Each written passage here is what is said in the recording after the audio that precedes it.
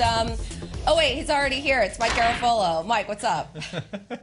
I'm home now. I'll be there tomorrow. But, Colleen, you're right. I mean, Tua's status is in question, not just because he's listed as questionable, but because he was limited in practice after jamming his throwing thumb on a helmet and was limited enough that the team said, let's get Ryan Fitzpatrick some reps here during the week. You know, that's not usually how it works. You want your starter to get all of the reps in practice. That's not what happened with the Dolphins. So Brian Flores yesterday saying, I'm going to go back and look at the tape of practice and see who can be most effective. And if they feel like the thumb issue was affecting Tua's ability to really do what he needs to do, then I wouldn't be surprised if they lean back on Ryan Fitzpatrick the way they did it in the middle of the game last week. They're not going to have him try to force his way through something if he can't do that when they've got a reliable backup that can show him how the game needs to be played. Remember, Tua's still learning while he watches Fitz, and also keep them in contention. They're in the middle of a playoff race here. So we'll see what happens as we get closer. But, yeah, Tua's status very much in question right now, Colleen. It's a shame if he can't go, because this would be the perfect game for him to go against a winless Jets team with one of the worst passing defenses in the league. But we'll see. And listen, it's tough to compare these two quarterbacks at this point, but hey, we're going to do it anyway.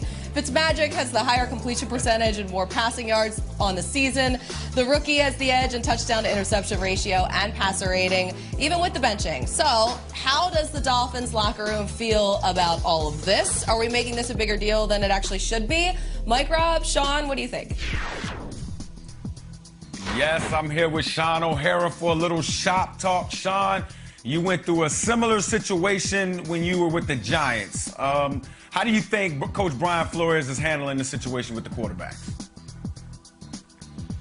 Yeah, Mikey, I think when you look at what Flores has done in that locker room, the players all respect him, they all love him, and they know it's all about production, and they also know that this is Tua's team.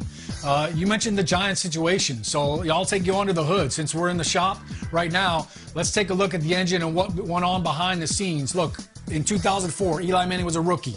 Kurt Warner was our starter. We were 5-4. We benched Kurt Warner. Eli came in. We lost 6 straight games. But I'll never forget a game down in Baltimore. All right, we're seeing some highlights right here. Eli was rattled. Their defense was messing with us. Ray Lewis was standing next to Ed Reed when he was trying to make the mic call, and it was a complete disaster. I mean, you know what was running down his leg, and it was just a total meltdown. They pulled Eli during the game. Kurt Warner comes in. We roll right down the field, score a touchdown. So there are times when young quarterbacks just can't seem to find the right tool, all right? They can't figure out, is it a 3/8 wrench? Is it a monkey wrench? What am I doing under this hood? They're just having a mental meltdown, and sometimes you got to just bring the veteran guy in and just let him go and sling the rock. Mike, you know what it's like sometimes as a quarterback. You're just not seeing things the way that you should. Sometimes it's better to see it on the sideline, regroup. There is no controversy. It's Tua's team, but Fitzpatrick can come in and save the day if you need to. Well, Shaun, I see both sides of this. I see both sides of this situation. On one hand, why did you make the quarterback switch in the first place? You made it because obviously the future is with Tua. Obviously, he's your guy going forward. So you put him in there so he can go through these moments. Yes, it's adversity, but it's learning. You see what I'm saying? And that's why you make the switch. If you didn't want him to learn through the adversity, then you should have stuck with Ryan Fitzpatrick. So I do understand that dynamic. But also, this team is in a playoff contention. They could possibly win the AFC East, even though I don't think they will. I think the Buffalo Bills will. But they're in the middle of trying to get into the playoffs. So Coach Brian Flores, he has a duty to the guys in that locker room, right? To play the best quarterback. Shaun, like you said, if your rookie quarterback is sweating and can't figure out the defenses and can't get the ball down the football field, you have a duty to every guy in that locker room, Coach Flores, to make sure that you're competing and putting the best quarterback out there. So I understand exactly what Coach Brian Flores is doing, but it's definitely a difficult situation. I appreciate you, Shaun. We're going to send it back on over to Colleen. Welcome into Good Morning Football Weekend, presented by Allstate. It is Week 12. We are post-Thanksgiving. You know you can't really take anything seriously until after Thanksgiving in this league. Welcome in, everybody. I'm Colleen Wolfe with Shaun O'Hara, Michael Robinson, and Mike Garafolo. It's great to see your faces this morning.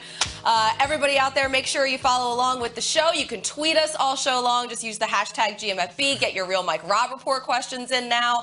Off the top, we got some news to get to. We have reporters all over the place. So let's kick it off right here with the slate of games that we get to dive into this weekend. Here are the biggest ones here. We have Titans at Colts, first place in the AFC South on the line there. Saints at Broncos, Taysom Hill making his second start at quarterback. A monster matchup in Tampa with Mahomes and Brady. Bears and Packers on Sunday night. And now on Tuesday at 8 p.m. Eastern, Ravens at Steelers. The game has been moved twice due to COVID concerns with the Ravens. So as things stand right now, among those who won't play, Lamar Jackson. Last year's MVP is one of several Ravens who have tested positive. So that means Robert Griffin III will make his first start since Week 17 of last year when he faced the Steelers, and he won that game. So, covering this game for us, it's been a busy week for everybody tracking the story. But Aditi Kinkhabwala, she's been all over it. She joins us live right now. First of all, how are you powering your phone through all of this with all of these updates? And also, what more can you tell us right now about those updates? Well, Colleen, it's kind of absurd because I keep doing these live shots and then looking at my phone because somebody is texting me in the middle of what I'm saying. It feels like every time I start a sentence, the news changes before I finish it. So you are correct. As of now, the hope is that the Steelers and Ravens do indeed kick off on Tuesday night. The Steelers, they're taking the day off. Mike Tomlin gave them Thursday off. He then sent them home yesterday because he said, what's the point in staying in limbo? And then once the decision was indeed made yesterday to kick off on Tuesday, he gave them today off as well. They will come back to work tomorrow. They will have a walkthrough on Monday, and they will hopefully, they hope, play this game on Tuesday. The Ravens, they are still completely, totally up in the air. As you said, they have had negative COVID tests every single day since Monday. So we're still waiting to see what the test results are today, what they are tomorrow. They still haven't decided if they are getting on a plane on Monday or on Tuesday morning. And as you also certainly recall, John Harbaugh last week made the decision to close the facility until Monday out of safety for his players.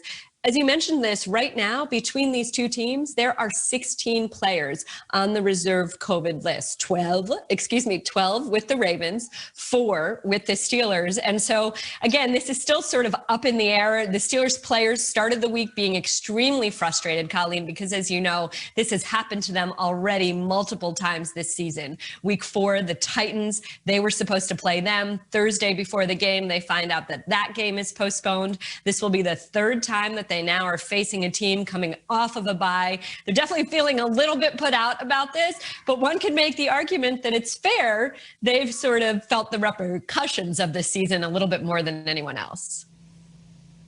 They've been hit with so much COVID shrapnel throughout this entire season, and I feel like everybody really has. We knew coming into this year that it was going to be a wild one, but this week, especially with Thanksgiving added in and all of the different changes in the schedule and all of these positive tests, I mean, stay by your phone. I'm sure there's going to be more news coming in this morning, so we'll talk to you again in a little bit, Aditi. Guys, let me bring you back in here because obviously this has been a crazy week for both teams, the Ravens. So many positive tests here, the lack of practices.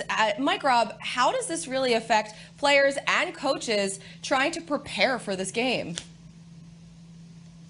Yeah, it affects everybody in the building on both sides, on both teams. And I think the message from the coaches have to be very important. I think Mike Tomlin, who's my coach of the year, has done a great job handling the situation with the Pittsburgh Steelers, right? Because everything is up in the air. And there's a psychological part to this, guys. And Shaun, you know exactly what I'm talking about. Football players, you want guys to be going into games being excited about playing the game. You don't want guys to be to have the the game plan stale or be focusing on the game way too long, because that's when mistakes start to happen. So as a player, you look at this thing and you're like, okay, am I playing this day? All right, I'm ready to play. I got the game plan. I'm ready to go.